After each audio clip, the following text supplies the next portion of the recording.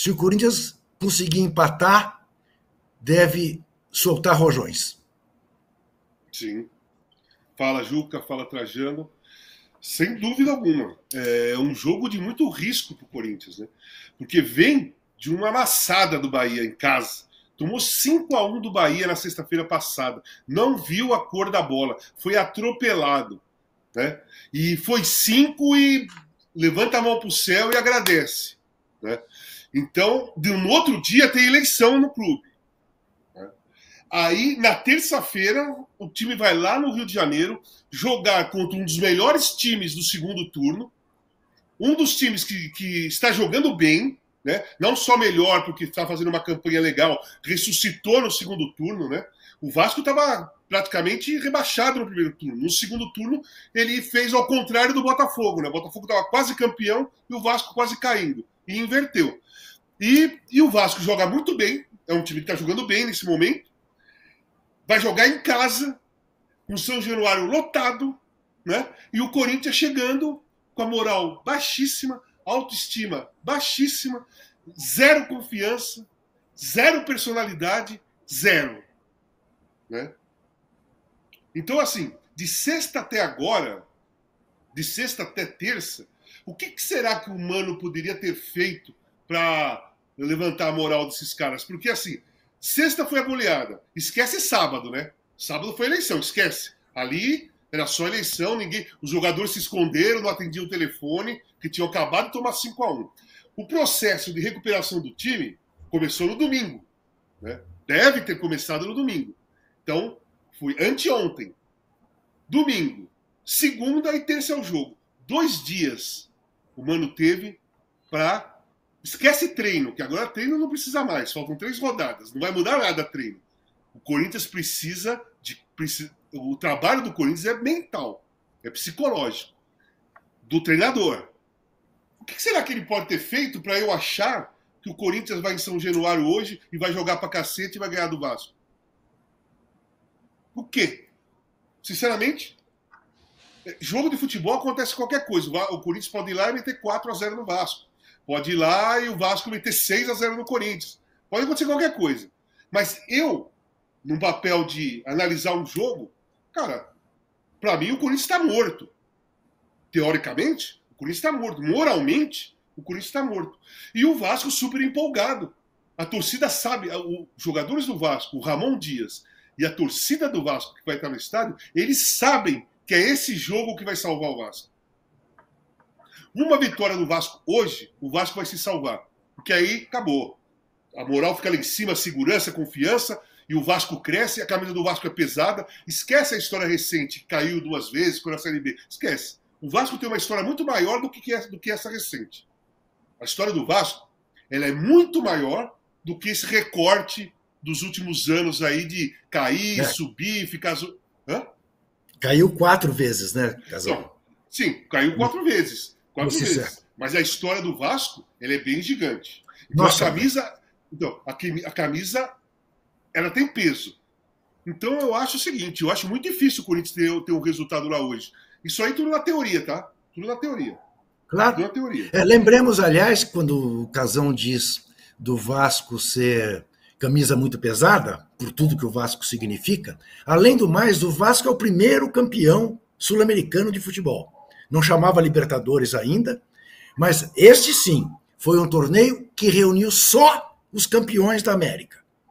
E o Vasco ganhou, no final da década de 40, o Expresso da Vitória.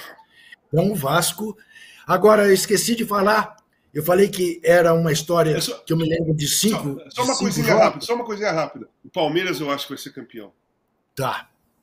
Eu também, se eu tivesse que apostar, apostaria no Palmeiras. Mentira minha.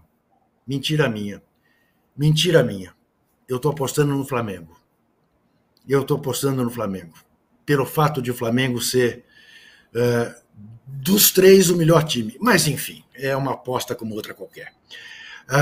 O flamenguista morre do coração quando me ouve dizer isso. Pelo amor de Deus, não faça isso. Enfim, mas eu esqueci, tem um outro jogo histórico lá em São Januário para os corintianos. Em 2015, ao empatar 1-1 com o gol de Wagner Love, o Corinthians ganhou o hexacampeonato brasileiro em São Januário. Depois veio a jogar com o São Paulo, aqui em Itaquera, pôs o time reserva e meteu aqueles 6-1, que são também históricos e tal. Muito bem. Agora, ô Zé, você olhando para essa situação atual de Vasco e de Corinthians, você concorda com o Casão e comigo que o Vasco é o favorito para ganhar o jogo? Porque do Corinthians se exigirá uma força mental equivalente àquela que o Santos mostrou ao tomar de 7 do Inter e nem assim desmoronar? Primeiro, quero só dizer uma coisa, que às vezes a camisa não pesa tanto, só pode justificar um pouco a camisa. Você viu o Boca Juniors? Que não vai disputar nem a Libertadores? O Boca. Olha que coisa inacreditável. Quem podia imaginar isso, não é? Olha, o que pode acontecer é... O Vasco está um pouco desfalcado, isso é preocupante. 4 jogadores. Jogadores importantes. Mas o Rossi volta, não é isso? O Rossi volta. Volta para ser expulso, porque ele é bom, mas ele é meio criador de casa, aquelas coisas todas. E o Veguete joga, não joga? Joga. Esse é fazedor de gols, Zé. É o nervosismo que pode chegar no jogador, na ponta da chuteira vascaína. Você entendeu? Porque o Vasco tem a obrigação de ganhar. E às vezes a torcida ajuda, e às vezes a torcida empurra, mas deixa o cara meio nervoso demais. E São Januário vai pegar fogo. Então, essa obrigação de ganhar, os times estão nessa situação, para não cair, pode criar um certo nervosismo, muito nervosismo na equipe, com aquela aflição, vamos embora, e vai, 40 minutos e não saiu o gol. Isso pode ajudar o Corinthians. Agora você fala também por outro lado. Mas também o Corinthians não pode perder, né? Aquele raciocínio. Mas o adversário também não pode perder. Mas quem está em casa, mas quem está jogando em casa... Fazendo só uma coisinha. E a pressão dos jogadores do Corinthians, sabendo que se perder, né, pode entrar na zona de rebaixamento e a torcida vai estar esperando. E a torcida vai estar esperando. Porque você não tem aquela faca de 2 legumes, quer dizer. O que pesa mais? Você perder, saber se voltar para São Paulo vai estar o pessoal no aeroporto, você não pode nem voltar para casa? Ou aquela multidão que está te pressionando ali a favor, pode virar contra pelo nervosismo. Por isso, gente, olha, eu não vejo a hora desse jogo começar. Tem certos momentos no futebol que a gente, olha, fica, sabe, olhando o relógio toda hora. Mas será que não vai começar? Por que é 9h30, não 9 horas, né? Começa logo. Aliás, eu já falei. Aqui. Falei no posse de bola. Essa data FIFA é irritante até por isso. Já podia estar tudo resolvido. Esse jogo já podia ter acontecido, né? Mas vai ser hoje. Em momentos diferentes, né? Em momentos diferentes.